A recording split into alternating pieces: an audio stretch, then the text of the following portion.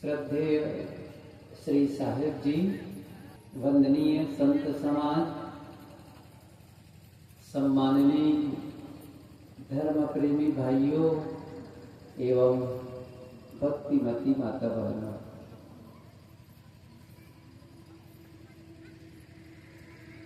कबीर साहब का व्यक्तित्व बहुआयामी था। जैसा कि उनके संबंध में कहा गया, हीरे के अनेक पहल और सभी पहल अपने आप में चमकदार, ज्योति कम कर दो आवाज थोड़ी सी। हीरा आप लोगों में से कितने लोग देखे हैं? हीरा देखें? हीरा देखें? बहुत बढ़िया। आप नहीं देखे, मैं एक उपाय बताता हूँ। सूरत आना मैं दिखाऊंगा, समझ रहे ना? वो डायमंड सिटी है। सूरत को कहते हैं डायमंड सिटी। जहां तक पूरी दुनिया नहीं तो कम से कम एशिया में, शायद हो सकती दुनिया में, सबसे ज्यादा हीरा सूरत में ही तराशा जाता है। इतनी फैक्ट्री है उसके लिए, इतने कंपनी है और इतना हीरे का व्यापार होता है। भारत में तो है ही नहीं इतना, तो हीरा तराशा जाता है। पहले खदान से जब हीरा आता है, उसे जब आप देखेंगे तो ऐसा लगेगा किसी नदी से बालू उठा लाए हैं। पीला और मटमैला सा दिखता है, हल्का सा, फेंक देंगे। लेकिन जब उसी हीरे को तराशा जाता है, हीर कड़ी को, अब गुरुदेव जी व्याख्या देते थे, अब पढ़ लेना, मैं ऐसी व्याख्या, वो मेरा विषय नहीं है इस समय। बस इतनी सी बात कह रहा हूं कि हीरा को छोटा सा भी रहता है ना, उसमें 56 पहर होते हैं, पहलू अलग अलग ऐसे खंड खंड बनते हैं, और सामान्य आंखों से ऐसे लगा के देखना पड़ता है, वही लोग ज्यादा जानते हैं। सभी चमकदार। कबीर साहेब जी के भी अनेक पहल हैं और सभी चमकदार हैं, ज्योतित हैं। जिस विषय पर वे बोलते थे, जिस पर वो कहते थे, वो आर पार कर देते थे। इतनी गहराई से, इतनी सच्चाई के साथ उनका विश्लेषण करते थे कि जैसे कोई शीशा का आर पार करते थे। चाहे वह सामाजिक कुरीतियों के बारे में, अंध मान्यताओं के बारे में। अभी मैं बाहर खड़ा होकर के साहब जी के विचार सुन रहा था। पंगा मेर सुमेर बुलंद गए, ये सब बातें थी, और किस प्रकार वो गूंगे के बोलने की शक्ति दी, किस प्रकार वो लोगों को आगे बढ़ाने में सहयोग किया। ये सारी बातें आप लोग सुन चुके हैं। तो समाज के क्षेत्र में जितने प्रकार से अंधविश्वास और कुरीतियां हैं, साहब ने झकझोरा, खोला, लोगों से कहा, जिस जाति पाति को लेकर के, ऊंची और नीची जाति को लेकर के, छुआछूत को लेकर के अपने ही भाई के साथ दुश्मनी का व्यवहार कर रहे हो, ये गलत है, ये गलत है। सभी बराबर हैं, ना कोई हिंदू, ना कोई मुसलमान, ना कोई ब्राह्मण, ना कोई शूद्र, मनुष्य मनुष्य, ये वो कहा करते थे। आज कितना उस पर लागू हुआ है, नहीं हुआ है, ये रिसर्च का विषय है। एक बार गुरुदेव जी ने कहा, एक साहब के यहाँ ही शायद गए थे हम लोग, गुरुदेव जी के साथ में रीवा कबीर विचार गोष्ठी रखे थे। एक बार बड़े विद्वानों के बाद, कौन से सने आते जाने का, 2004 की बात है। तो विश्वविद्यालय से, कॉलेज से बड़े बड़े प्रोफेसर आए थे और अपनी अपनी बातें किए। अंत में गुरुदेव जी का प्रवचन था। गुरुदेव जी की प्रवचन की शुरुआत क्या थी? आज यदि कबीर प्रासंगिक हैं वो कहते हैं आज भी कबीर की प्रासंगिकता है। आज यदि कबीर प्रासंगिक हैं, इसका मतलब है हमने कबीर को समझा ही नहीं, कबीर को माना ही नहीं। यदि उनकी बात मान ली जाती तो उनकी प्रासंगिकता खत्म हो जाती।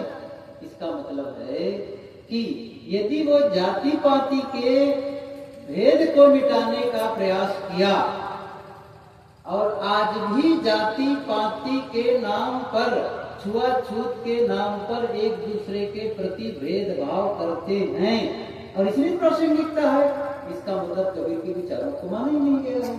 सीधी सी बात है, सही है ना। आज भी वही देवी देवताओं की पूजा के नाम पर लोग भटके हुए हैं। क्या कहा जाए, समस्या क्या है कि जिस परंपरा में विरोध किया जाता है, चाहे वो बुद्ध परंपरा वाले हों, ब्राह्मण परंपरा का विरोध करते हैं, उनकी उपासना पद्धति का विरोध करते हैं, और भी हम कबीरपंथी संत परंपरा वाले हैं, हमारे यहाँ भी इसका विरोध होता है। ये जाति पाति और पूजा पाठ, मंत्र तंत्र है ना, ये मूर्ति पूजा, चित्र पूजा सब हटाओ। कह तो देते कबीर की पंक्ति, पाहन पूजे हरि मिले तो मैं पूजू पहाड़, याते तो चाकी भली पीस खाए संसार। लेकिन अपने ही आश्रम में मंदिर बना के रखते हैं और कबीर साहब की मूर्ति पधारते हैं। क्या मैं सही कह रहा हूँ? कबीर पंथी भी ये जो देवियां बैठी है ना, इनको मैं नमन करता हूँ। लेकिन यदि इनके घर में जाओ तो कबीर साहब को चित्र रखे रहेंगे, उसी में लक्ष्मी का चित्र होगा, उसी में दुर्गा का चित्र होगा, उसी में शिव का चित्र होगा, बजरंगबली का चित्र होगा, हनुमान। अच्छा, क्या मैं सही कर रहा हूँ? कहो मैं इंक्वायरी करवाऊं, सही एक नहीं है? मतलब अब क्या मार रहे हैं, नहीं करना है। अब क्या कर रहे हो, चुपके से चले जाएंगे व्रत करने के लिए, चुपके से चले जाएंगे मंदिर में पूजा करने के लिए। देखो मैं विरोधी नहीं हूं, लेकिन आप फिर करो तो पूरी तरह करो ना। फिर ये क्यों कहते हो हम कबीर की गामी है कह करके। यहां तक के मैं जहां भगवान बुद्ध का शरीर जहां छूटा, अंत हुआ, कसिया गोरखपुर के पास में, वहां गुरुदेव जी के साथ गया था। तो वो बाएं करवट में भगवान बुद्ध दाहिने करवट ऐसे लेटे हैं और लंबा सा चित्र है, उनका मूर्ति है लंबा सा लेटे हुए। मैंने सुना कि जवाहरलाल नेहरू उस पर सोने का कलर चढ़ा दिए थे पत्थर पर। अब जहां वो लेटे हैं ऐसे करके, वो शायद उनके शरीरांत के बाद का चित्र है कि पहले का, मैं नहीं जानता। तो जहां लेटे वहीं पर क्या देखा गया, गिलास, जो शीशे का गिलास था, शीशे का, उसमें कई गिलास थे और उसमें कई रंग के शरबत थे, कुछ फूल और कुछ फल अमनिया करके काट के रखे हुए थे। मैंने कहा बुद्ध के लिए और वो भी पत्थर की मूर्ति के लिए, मतलब ये खाए ऐसा कह करके? आश्चर्य नहीं लगता है आप लोगों को? और आप लोग कम थोड़े हैं, भगवान के जो मुंह बना रहता है ना चित्र में, वहां ठूसे रहते हैं और उसमें तिलक लगाए रखते हैं, वहां आरती, वहां अगरबत्ती लगा देते हैं। अच्छा, उसमें सुनने की क्षमता है? पूछता हूं मैं, जिस चित्र और मूर्ति के सामने आप अगरबत्ती लगाए, वो सुन पाता है? नहीं सुन पाता है, नहीं है, सही है नहीं है? अच्छा, उसके सामने आप गीत गाते हैं, मंत्र पढ़ते हैं, अच्छा वो सुन पाता है? ऐसा नहीं लगता है कि हम लोग भटके हुए हैं? अब वो सुन नहीं पा रहा है, उसको आप सुनाने की चेष्टा कर रहे हो, सुन नहीं पा रहा है, उनके सामने आप अगरबत्ती जला रहे हो, आरती कर रहे हो, जो देख न पाए, समझ न पाए बिल्कुल भी, और उसको खिलाए चले जा रहे हो, खिलाए चले जा रहे हो। भोग, अरे विधिवत भोग लगता है भाई, विधिवत भोग लगता है। भोजन कहीं बने, वैष्णव आश्रम में कभी पंक्ति भी कर लो, मैं नहीं जानता उसके बारे में, लेकिन बहुत कुछ है ये कि पूरी तरह से भोजन को थाली में सजा करके वहां जहाँ मूर्ति रखी गई वहां रखा जाता है। रोज भोजन, भगवान के लिए शौचालय की व्यवस्था कर दे रहा हो। आखिर वो खाएगा कहीं जाएगा ना, आगे धोने के लिए नहीं जाएगा। सर्दी जुकाम लगे तो उसके लिए डॉक्टर की व्यवस्था कर दो। अब ये भटकाव साहब ने कहा बिल्कुल गलत है। सही है, ठीक है, आप कहो, आप भले कहो साहब, लेकिन हम तो वही करेंगे। जब पूजा का दिन आएगा तो वही पूजेंगे, वही टोना टोटका करेंगे, वही दुआ भबूत करेंगे। छोटी छोटी बिटियां आई हैं आश्रम में सेवा करने के लिए। कुछ बिटियों के पैर में काला धागा है। तो हमारे एक साथी ने कहा, एक के पैर में वो क्या कहते हैं, एक पैर में वो चांदी का पहनते नहीं पट्टी, क्या कहते हैं उसको, पायल। एक के पैर में पायल है, दूसरे पैर में पायल नहीं है। काले रंग का धागा। अच्छा क्यों पहने हैं बताओ? काला धागा पहनने से एक्सीडेंट नहीं होता है, काला धागा पहनने से बीमार नहीं होते हैं। अच्छा काला धागा पहनने से कभी लड़ाई झगड़ा घर में नहीं होती है। सच है? सच है कि नहीं है? तब तो यह सबको पहनना चाहिए, है कि नहीं है? अभी दिल्ली में था, वहीं से हम लोग इधर आए, बिहार आए, तो एक भगत है, उनके घर थोड़ा जलपान के लिए रुके। बड़ा प्रेमी भगत है, बिल्कुल झोपड़पट्टी में रहते, बाजू में रहते हैं। तो वो मिट्टी के ही बर्तन बेच रहे थे। मैंने कहा मिट्टी का बर्तन, आप लोग तो लोहे का बर्तन बेचते थे। सर सीजन बदल रहा है ना, गर्मी आ रही तो सुराही बिकते मिट्टी के, और मिट्टी के बर्तन के साथ में एक रखा था वो खोपड़ा काला काला। अच्छा क्या करते हैं इसको, कैसे करते हैं? तो कहिए मकान में टांगते, नए मकान में। फिर दिखाए, देखो उस मकान को उधर देखो टंगा हुआ दिखाए। अच्छा मकान में क्यों टांगे हुए हैं? कई जगह ना मकान में देखा, राजस्थान में काली हंडी मकान के सामने टांगे। क्यों टांगे हैं? मकान को टोनन लग जाए, है कि नहीं? उस नया मकान को टोनन लग जाए, काली हंडी लग जाएगी तो टोना। ये माताएं भी करती हैं, अपने बच्चे तो सुंदर है तो काला टीका लगा देते हैं। काला टीका क्यों लगा? इस पर कहीं किसी की नजर ना लग जाए। ट्रक वाले लिखे ही रहते हैं, बुरी नजर वाले तेरा मुंह, क्या लिखे रहते हैं? काला। एक ट्रक वाले के पीछे पड़ा, वो लिखे थे, पता नहीं कितना, वो भी व्यंग में ही था, समझ लो। बुरी नजर वाले तेरा भी भला हो। सच कह रहा हूं, मैं पढ़ा कहीं, मैंने कहा कुछ तो है बदल के लिखा है, लेकिन संदेश उसका वही भी है। बुरी नजर आप मानते, देखो एक सूत्र बताऊंगा, आप लोग दिमाग खोल के रखो। क्या कह रहा हूं? जो भी आप मान्यता रखते हैं, आपको मान्यताओं के अनुसार सबूत मिलने लगते हैं। आप इस सोच के फिर से दोहरा रहा हूं, हमें अपनी मान्यताओं के अनुरूप हमें सबूत मिलते हैं। यदि आपने ये मान्यता रखी कि यदि बिल्ली रास्ता काट दे तो काम बिगड़ जाता है, ये मान्यता है, तो आपको उसके सबूत मिलेंगे। अच्छा मैं नहीं कह रहा हूं, ये कुदरत का नियम है। क्यों कह रहा हूं? क्योंकि आपकी मान्यता, आपका विचार वो आकर्षित कर रहा है इस प्रकार की घटना को, इस प्रकार की। तो क्या होगा? आपको सबूत मिलेंगे उसके, आपकी मान्यताओं के अनुरूप। आपने किसने माना? आजकल तो सब बेईमान लोग हैं, तो आपको सबूत मिलेगा। क्या मिलेगा? आपको सबूत मिलेगा बेईमानी का। आजकल धोखा देने वाले हैं, आपको सबूत मिलेगा धोखा देने का, सबूत मिलेगा उसका। समझ रहे हैं ना? आज सब धोखा देने वाले हैं, सब बेकार लोग हैं, उसका सबूत मिलेगा। लेकिन दूसरी मान्यता, सब अच्छे लोग हैं, फिर उसका सबूत मिलेगा। अब ये विज्ञान है, कोई मैं ऐसा नहीं कर रहा हूं कि बना के कह रहा हूं, ये विज्ञान है, आपके पूरे यूनिवर्स का विज्ञान है। कभी आप किसी गाड़ी खरीदने का मन बनाओ और कभी शोरूम में जाकर के किसी गाड़ी को देख, हाँ ये गाड़ी बड़ा बढ़िया। मान लो आपने एक गाड़ी को पसंद कर ली कि भाई ये स्विफ्ट डिजायर या स्विफ्ट, सामान्य स्विफ्ट है, ये आपने देखा। या फिर एक नई गाड़ी गई, चलो एक कंपनी का बेलोनो कंपनी है, चलो उसको उसमें से ले लेते हैं। अब क्या होगा? जब आप सड़कों पर निकलेंगे, शहर में चलेंगे, तो बहुत सारी गाड़ियां दिखने लगेंगी। इसके पहले भी गाड़ी चलती थी, लेकिन आपका फोकस कहाँ हो गया? उस पर। अब आपको नजर आने लगी, अच्छा यहाँ भी है, अच्छा वो भी है, वो सब दिखने लग जाते हैं। जैसे आप यहीं आए, यदि आपको कोई एक कलर पर फोकस करना हो तो फिर वो उस प्रकार की चीजें दिखने लग जाती हैं।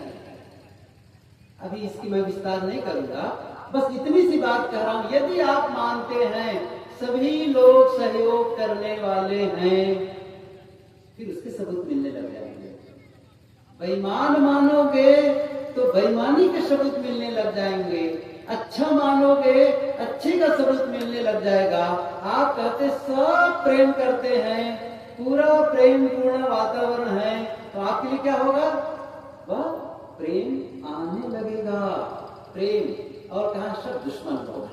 अभी बहुत 2-3 साल पहले, 4 साल हो गए होंगे, उधर छत्तीसगढ़ के बिल्कुल जंगल इलाका में गया था और कहीं जा रहे थे गुफा देखने के लिए। तो रास्ते में एक भगत के यहाँ रुके थोड़ा, तो उसका लड़का था बड़ा, वो खड़े हुए थे। आजकल तो साहब सब भ्रष्ट लोग, मतलब वो उसने उनका क्या शब्द था? चारों तरफ सांप है, नाग, सब लोग जहरीले लोग हैं। मैंने कहा भैया चारों तरफ सांप हैं तो आपको डसने वाले मिल जाएंगे पक्का।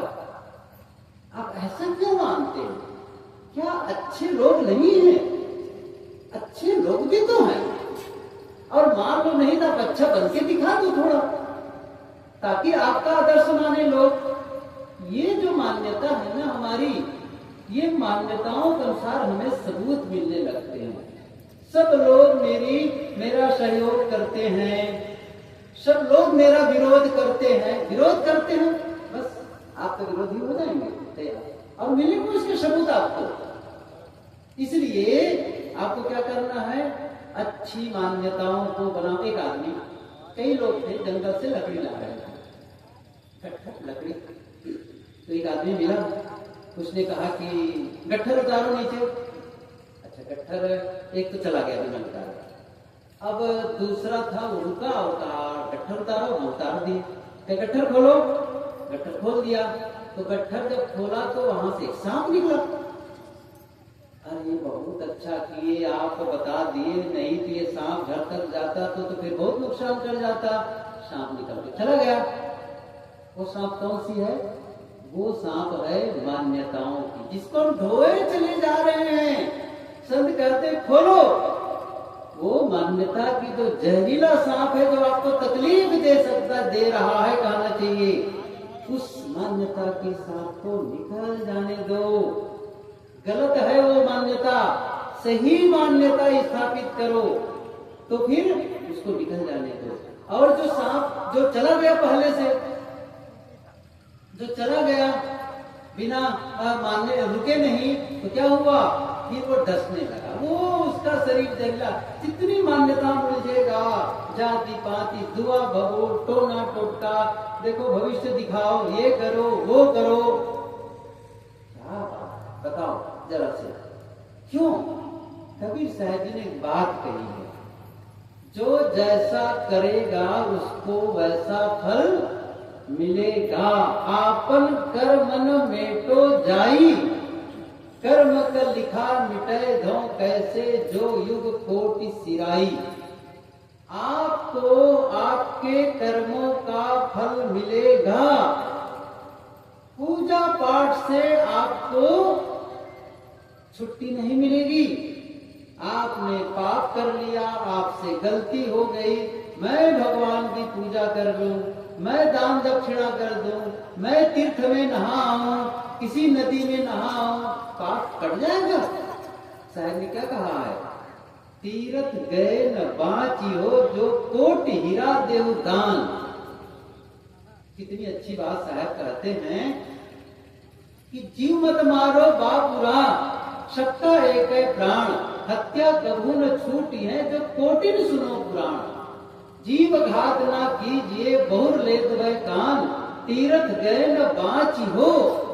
साफ साफ, तीर्थ गए न बाची हो, जो कोट हीरा देवदान। इतना ही नहीं कहते, और सुना दो कबीर साहब की वाणी, तिल मिला जाओगे। इसलिए पढ़ते नहीं हैं आप लोग। अखबार पढ़ते हो तो बड़ा सुकून मिलता है, टीवी देखते हो बड़ी शांति मिलती है। जब बीजक पढ़ते हो अशांत हो जाते हो, गीता पढ़ते हो अशांत हो जाते हो। मैं समझ रहा हूं ना? जब जब आप बीजक पढ़ोगे अशांत हो जाओगे, और जब जब अखबार पढ़ोगे आप खुशी से नाचने उठोगे। मैं ब्रजवासी कह रहा हूं, समझ में आ रहा है नहीं आ रहा है? क्यों कह रहा हूं मैं? क्योंकि जब आप अखबार पढ़ते हैं तब पढ़ते हैं, देखो अमुक आदमी ने किसी ने उसके घर चोरी कर ली। देखो कितने बेईमान लोग हैं। मैं ईमानदार हूं, समझ रहे ना? कैसे आपको लग रहा है मैं ईमानदार हूं, कैसे बेईमान लोग हैं। अमुक ने अमुक की पत्नी को ऐसा किसी लड़की के साथ तो ले गए, उसको भगा करके ले गया। देखो कैसे बदमाश लोग हैं, किसी की बहू बेटी का ध्यान नहीं रखते, उसको भगा के ले जाते हैं। मैं नहीं करता हूं ये काम। समझ रहे क्या हो रहा है? जितने गलत समाचार पढ़ते हो मन में तो होता है, लेकिन कहते हैं अरे मन में तो होता है ना, मैं करता थोड़ी हूं, देखो करके दिखा दिए, और अपने आप पे अपनी पीठ को थपथपाते, मैं अच्छा हूं, मैं अच्छा हूं, और आप सुकून महसूस करते हो। और जब बीजक पढ़ते हो तब कहते अंदर का ऑपरेशन, तुम महा बेईमान हो, सीधी सी बात है। तब लगता है आकुल व्याकुल लगता है, अरे अभी भी तुम ऐसे बैठे हो, क्या मनुष्य बने? मानुष वह के न मोशु डांगर ढोर। अब छटपटाया, मतलब आप मनुष्य भी नहीं बने हो, अभी डांगर ढोर हो, पशु की तरह जीवन जी रहे हो। अब छटपटाया, अब अशांत, अरे छोड़ दो इसको, जैसा जिन्हें दो, क्योंकि वो गहराई से ऑपरेशन करता है। एक इंसान अपने जीवन को सुधार लिया, अब तुम बैठे हो गीता पढ़ते हो तो क्या होता है? देखो अर्जुन कहां उड़ गया और तुम यही हो भी। तब उसमें चुनौती मिलती है, मुझे भी करना है। अभी सुन रहे थे ना, निरख परख कर ले, आत्मनिरीक्षण करो। और जैसे आत्मनिरीक्षण करने लग जाओगे आप घबरा जाओगे। कैसे? जैसे आप घर में ताला लगा के आए, घर का बाहर का दरवाजा पूरी तरह से फाटक बंद करके 3 घंटे 4 घंटे के लिए आए या दिन भर के लिए आ गए हो, घर लौटे, और जैसे आपने दरवाजा खोला, देखा एक महाविषधर सर्प पूरी तरह से अपने फन को फैला करके खड़ा हुआ है एकदम से। आप क्या करेंगे? आप अच्छा कोई बात नहीं, उसको भी रहने दो, मैं भी रहूं, कहोगे? क्या कहोगे? जब तक ये बाहर नहीं निकल जाएगा, निकाला नहीं जाएगा, मैं नहीं रहूंगा। बस यही बात। आप परेशान हो जाते, मेरे घर में सांप, मेरे कमरे में बिच्छू, सब ऐसे ही जब आप भीतर झांकने लगोगे तब लगेगा मेरे अंदर भी कार्य जग रहे हैं, मेरे अंदर ये क्रोध है, द्वेष है, नफरत है, घृणा है, विकार है, अभी तो हम छिपाए रखते हैं। कबीर साहब जी ने कहा है, काला सर्प शरीर में खाई न सब जग झारी, बिरले ते जन बाची है जो रामे भजे विचार। सबके भीतर में क्या है? काला सांप। काला सांप का मतलब है विषधर सर्प। वो डसता है, जैसे ही क्रोध का उद्वेग आया आहत हो जाते हैं आप, मूर्छित हो जाते हैं आप, और दूसरों को भी, और आपके शब्द कितने कटु निकलने लग जाते हैं। आपकी आंखों में लाल लाल आंखें बन जाती हैं, एकदम बड़बड़ाने लगते हैं। क्या हो रहा है? जहर तो निकल रहा है, अंदर जो सर्प है ना वो जहर फेंक रहा है। गुरुदेव जी कहा करते थे, अपने जहर को मारो और दूसरे के उगले हुए जहर को सहो। हर आदमी जहरीला है। आपको क्या लगता है, आदमी से बढ़कर कोई जहरीला है? मुझे बताओ। एक पुरानी बात, हॉस्पिटल, कोई बड़ा अस्पताल था, उसमें बाहर एक सूचना बोर्ड था। उस बोर्ड में लिखा हुआ था, कई सूचनाएं थी। पहला नंबर क्या लिखा था? इस अस्पताल में अभी कुछ घंटे पहले एक मरीज आया, उसको बिच्छू ने डंक मार दिया था। चिकित्सक उसकी इलाज कर रहे हैं, बचने की पूरी संभावना है, काफी ठीक हो चुके हैं। अब थोड़ी देर में उसको हम यहाँ से छुट्टी देने वाले हैं। फिर क्या लिखा था लोगे, एक आदमी को कुत्ते ने काट दिया है, उसका भी इलाज हो रहा है, वो भी स्वस्थ है, ठीक हो जाएगा। एक आदमी को सांप ने डस दिया है, वो भी ठीक हो जाएगा, उस पर इलाज चल रहा है, पूरी लगभग संभावना है वो ठीक हो जाएगा। अंतिम क्या लिखा था, एक आदमी को आदमी ने ही काट दिया है, बहुत इलाज कर रहे हैं, लगता नहीं कि वो बच पाएगा। आदमी कमजोरीला है, वो कहां से आया जहर, भीतर से जहर आया है, उसी जहर को मारना यही तो साधना है। और दूसरे के जहर ऊपर आ गया, उसको सहो, वो सहो। ये बातें मैं शाम के सत्र में विस्तार से बताना चाहूंगा कि हमारा जीवन साधना में कैसे बने और सचमुच साधना में प्रगति कैसे करें, स्टेप बाय स्टेप बताऊंगा। हम अपने जीवन को कैसे साधना में बनाए, कैसे साधना और साधना करें कैसे, ये भी बताऊं। कैसे करें, सिस्टम क्या है साधना के लिए, और तब कैसे परिवर्तन आएगा जीवन का। फिर वो जीवन नहीं रहेगा जो आज है, जो साधना के पहले। आपका जीवन बदलेगा कब, जब उसको करने लग जाएंगे, अप्लाई करेंगे। देखो, संदेश सुन लेना, बता देना, ये पर्याप्त नहीं है। मैंने कहा था ना कल कि जो ज्ञान हम सुने, जो विचार हम पढ़े, वो ज्ञान, वो विचार हमारे जीवन का हिस्सा बन जाए, वो हमारे जीवन का हिस्सा बन जाए, केवल वो ग्रंथ का हिस्सा न बना रह जाए। अब मैं उसको जीने लगा। कैसे होगा ये काम, बस वही करना है। अभी मैं जो कह रहा था वो ये है कि हम सबके भीतर में जब हम अपने अपने भीतर झांक करके देखेंगे तो लगेगा कि हमारे भीतर हमारे विचारों का कितना विकारी रूप है, कितना मेरे मन में द्वेष और नफरत जगता है, कितना ईर्ष्या का भाव जगता है, कितना मैं दुश्मनी का भाव मेरे मन में आ जाता है, वैर का भाव। ये सब मानसिक जहर है, मानसिक जहर। और ऐसा जहर रख करके कभी कोई शांति का अनुभव नहीं कर सकता, इसलिए आवश्यक है। तो बात तो यहाँ पर चली थी, मान्यताओं के सबूत मिलने लगते हैं। गलत, कबीर साहब जी इन गलत मान्यताओं से आपको पार करने का प्रयास किया है, अंधविश्वास से पार करने का प्रयास किया है, छुआछूत की मान्यताओं से, हर पहलू। ये तो सामाजिक, जब धार्मिक क्षेत्र में जाओ तो वहां भी बहुत अंधविश्वास, तमाम ईश्वर, ब्रह्म, परमात्मा, खुदा, स्वर्ग, नरक, ये लोग, वो लोग, सब लोग बना करके रखे, सब लोगों ने ईश्वर बना के रखा है, लोगों ने पुस्तक बना ली है, लोग जो है बहुत सारी मान्यता है। हमारी किताब को मानोगे कि यह ईश्वर का दिया हुआ है, तब आपका मोक्ष होगा, तब आपको स्वर्ग मिलेगा।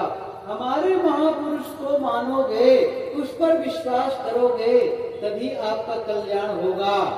ये हिंदू भी मानता है, ईसाई भी मानता है, मुसलमान भी मानता है। हमारे यहाँ आओ और यहाँ दीक्षा लो और ये सब करोगे तभी बाकी जगह नरक मिलेगा। कमाल है। राम वाले क्या कहते हैं, राम को मानने वाले स्वर्ग जाएंगे, बाकी सब नरक में जाएंगे।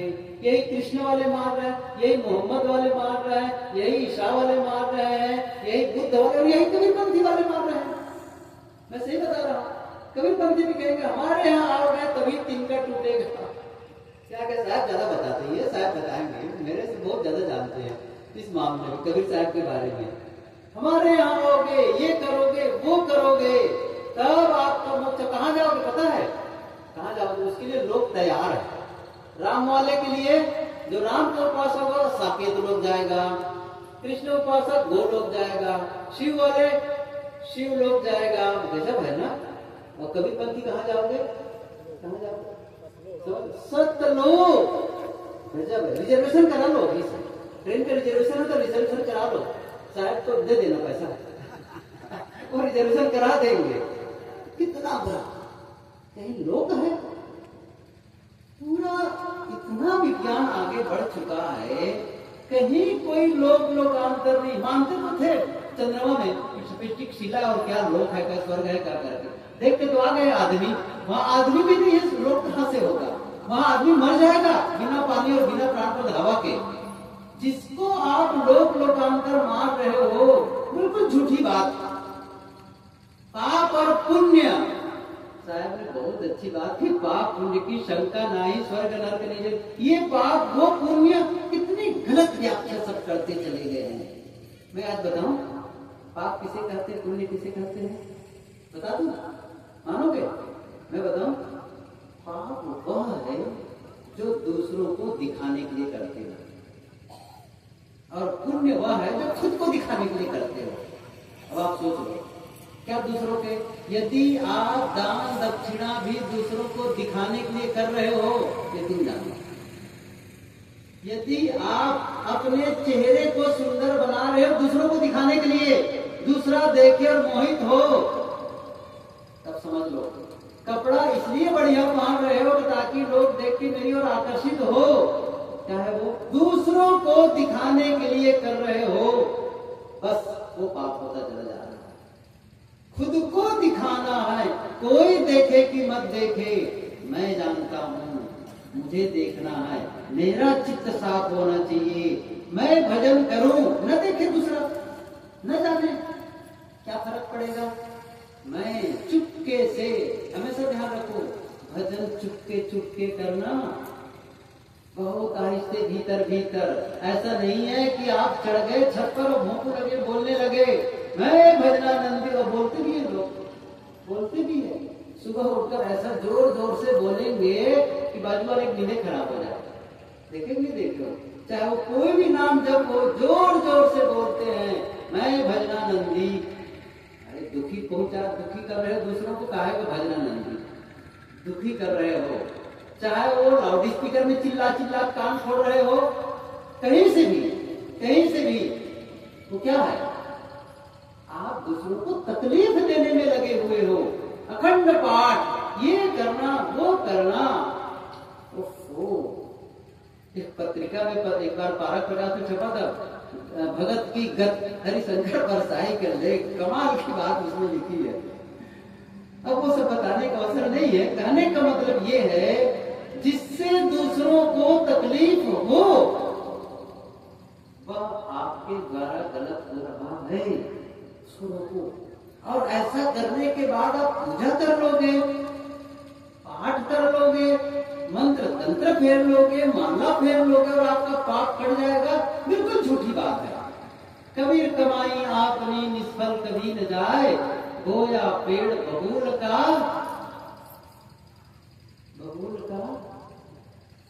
आम कहां से खाए। समझ रहे हैं ना, कहां से। अब हम लोग क्या कर रहे हैं, कांटा बोए चले जा रहे हैं, और बाद में क्या करते, इतना बड़ा टोकरा लेके जा रहे हैं। कहां जा रहे हो, आम तोड़ने जा रहा हूं। जब आप कांटा बोओगे, गलत बोलोगे, गलत सोचोगे, गलत करोगे, आप दूसरों का अपमान करोगे, और क्या कहते हैं, मेरा सम्मान हो। दूसरों से नफरत करोगे, क्या कर रहे हैं, मेरे से प्रेम करें। ये कभी हुआ है भला? कभी नहीं हुआ है। इसलिए जो हमारी गलत मान्यताएं कभी साहब की वही चोट पहुंचाती है।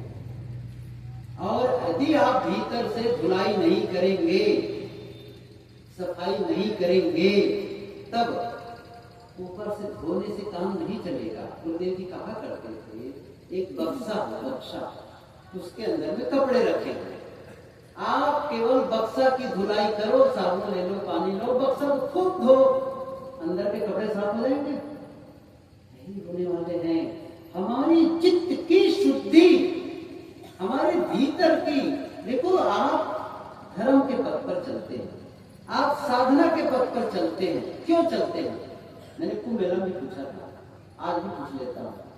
किसी की भी पूजा करते हो, चाहे भगवान राम की, कृष्ण की, अच्छा कृष्ण की पूजा कर, अभी शिवरात्रि बीती है, शिवरात्रि के बीतने के बाद भी हो हल्ला खत्म नहीं हुआ था, तब भी चल रहा था। जिस स्टेशन में उतरा, कहाँ उतरा? नौगछिया। हमारे साथी जैसे स्टेशन के बाहर निकले, खूब धूम धड़ाका हल्ला गुल्ला चल रहा था, बाजा बज रहा था, लाउड स्पीकर में। अभी कहा कि चल रहा है भाई, आवाज क्या है कि साहब अभी वो शिवरात्रि वाला जोश खत्म नहीं हुआ है। कमाल है ना, खत्म नहीं हुआ है। और पहले अभी मैं कहाँ था, दिल्ली से कहीं था, बता रहे थे साहब ये जो लोग गणेश का विसर्जन करते हैं, दुर्गा का विसर्जन करते हैं, जो नशा किए रहते हैं और वो हरदम नाचता हो, कमाल है, बुद्ध है। यही भी अभी बैठा था भागलपुर में, बता रहे थे कि साहब इतना सारा चंदा जबरदस्ती वसूल लेते हैं और वसूल करके मूर्ति की स्थापना करते हैं, बहुत सारा पैसा बचाकर अंत में शराब पीते हैं, बहुत ही वहां पर भोजन करते हैं। धर्म नहीं, उनका पाप कटेगा भला, कितना नुकसान करते चले जा रहे हैं लोग। तो आप धर्म के पथ पर चल रहे हो, साधना कर रहे हो, सात्विक साधना ही सही, चलो मैं मान के चलता हूँ। तो मान लो राम की उपासना करते हैं तो राम को लाभ पहुंचाने के लिए, अपने लिए। कृष्ण की पूजा करते तो कृष्ण के लाभ के लिए, अपने लिए। अच्छा कबीर की उपासना करते तो कबीर को फायदा पहुंचे। आज हम कबीर की साखी बोल रहे हैं, दोहा बोल रहे हैं, तो कबीर को फायदा मिले इसलिए है, अपने को। समझ रहे ना, किसी की हम श्रद्धांजलि, किसी की हम जन्मदिन मनाते हैं, किसी की निर्वाण तिथि मनाते हैं, क्यों मना रहे हैं? उनको फायदा मिले। कबीर को अपना फायदा करना था, कर दिया। हम तो अपने फायदे के लिए कर रहे हैं किसी की उपासना पूजा। अपना फायदा क्या है? हमारा लाभ क्या है? हमारा लाभ है हमारी चित्त की शुद्धि, अंतस्की पवित्रता। वो खुद को करना होगा, खुद पर ध्यान देना होगा। और जिस दिन आपने खुद पर ध्यान दिया, भीतर झांकना शुरू किया, उस दिन आपके जीवन में जीवन करवट लेने लग जाएगा, कुछ अलग होने लग जाएगा। वो बातें हम लोग चर्चा करेंगे शाम के सत्र में। मैं उस पर निवेदन करना चाहूंगा कि कैसे हम साधना करें, कब साधना करें और कैसे उसके लिए अंदर की स्थिति को बदलें। बाहर की परिस्थिति नहीं बदलनी है, बाहर की परिस्थिति आप बदल भी नहीं सकते। क्या करना है? मन स्थिति, मन स्थिति बदलनी है, आंतरिक। आप बाहर बदल करके सफल नहीं हो सकते। और बहुत व्यवहारिक रूप बताऊं, आप उसके लिए काम भी नहीं करते, आप अपने में ही ठीक करते, अपने को ठीक करते। जैसे एक उदाहरण दो, फिर बंद करो, समय पूरा हो गया है। मान लो बारिश हो रही है, ठीक से बारिश हो रही है और आपको ऑफिस जाना है या आपको दुकान जाना है या खेत ही जाना है। अब आप क्या कहते हैं, यहाँ से मैं ऑफिस कैसे जाऊंगा? ऑफिस तो तब जा पाऊंगा जब घर से ऑफिस तक के त्रिपाल छा दे, शेड बना दे, बिल्कुल पतरा बना दे, तब तो नीचे से जाऊंगा। या आप कहेंगे बारिश पूरी तरह थम जाए। क्या इंतजार करते हैं? बारिश को नहीं बदलते हैं। क्या करते हैं? अपना रेनकोट पहन लेते हैं, छाता ले लेते हैं, कार में बैठ के चल देते हैं ना। कहाँ बदलाव किया गया? परिस्थिति नहीं बदले, खुद पर काम करना। बहुत ठंडी मौसम है, बिल्कुल -डिग्री या 0 टेम्परेचर है, काम में जाना है। अब फिर उतनी ठंडी में घर से कैसे जाऊंगा? मैं तो सिकुड़ जाऊंगा, ठंडी में परेशान हो जाऊंगा। दोनों तरफ, सड़क के दोनों तरफ आग जले और उसी गर्मी मिले तब जाऊं। ऐसा करते हैं क्या? क्या करते हैं आप? नहीं, गर्म कपड़ा खुद पर पहन लेते हैं खुद और चल पड़ते हैं। हर जगह कोई भी काम आप करते हैं खुद पर। गुरुदेव जी ने कहा, बहुतों ने कहा इस चीज को, कोई राजा महाराजा भी इस पृथ्वी पर चांद बिछाकर चलना चाहे वो नहीं कर सकता है, लेकिन अपने जूते पर, अपने पैर पर जूता पहन ले तब सब जगह बिछा हुआ है। आप अपना काम कर लेते हैं, अपना सुधार कर लेते हैं। और ये पंक्ति सुने होंगे, हम बदलेंगे नहीं है याद, काम वाली चीज यादें नहीं रहती है। हम सुधरेंगे जग सुधरेगा, जग सुधरेगा। क्या कह रहे हैं? ये घर वाले तो सुधरे। क्या कह रहे हैं? ये घर वाली तो सुधर जाए, ये ठीक हो जाए, बस ठीक है मामला। ये सासू मैया ठीक हो जाती ना, सब बढ़िया हो जाता। वो क्या कर, ये बहू कहां से कुलक्षणी आ गई है, काली माई रोज लड़ाई करती है। देख रहे हैं, सब दूसरे को सुधारने में लगे हैं, कभी नहीं कहते मैं सुधर जाऊं। हे प्रभु, मेरे ही अवगुण हैं जो मैं परेशान हो जाता हूं, मैं ठीक हो जाऊं। आप प्रार्थना बदल दो। क्या? मुझे ठीक होना है, मुझे सही होना है, ये काम हम सबको करना। जिस दिन इस पर काम करोगे, देखना कैसे बदलेगा इस चीज को, कैसे होगा। तो जीवन बहुत मूल्यवान मिला हुआ है। हम लोग सौभाग्यशाली हैं जो कबीर के विचारों से जुड़े हुए हैं, उनकी छत्र छाया में हैं, उनके संदेशों को सुनते हैं, जो बिल्कुल रास्ता साफ दिखा देता। इस रास्ते पर चलो, कोई कांटा खंडक नहीं मिलेगा, एकदम साफ, बस मंजिल पहुंचो। उस पथ पर जो चले, यही तो कबीर पंथी है। और जो उस पथ से भटके, वो कबीर पंथी नहीं है। हम सबको सही रास्ते पर चलना है और जीवन को कल्याण में बनाना है।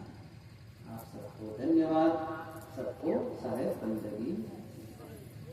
बोलिए सदगुरु देव की, सदगुरु कबीर साहेब की। अभी हम पूज्य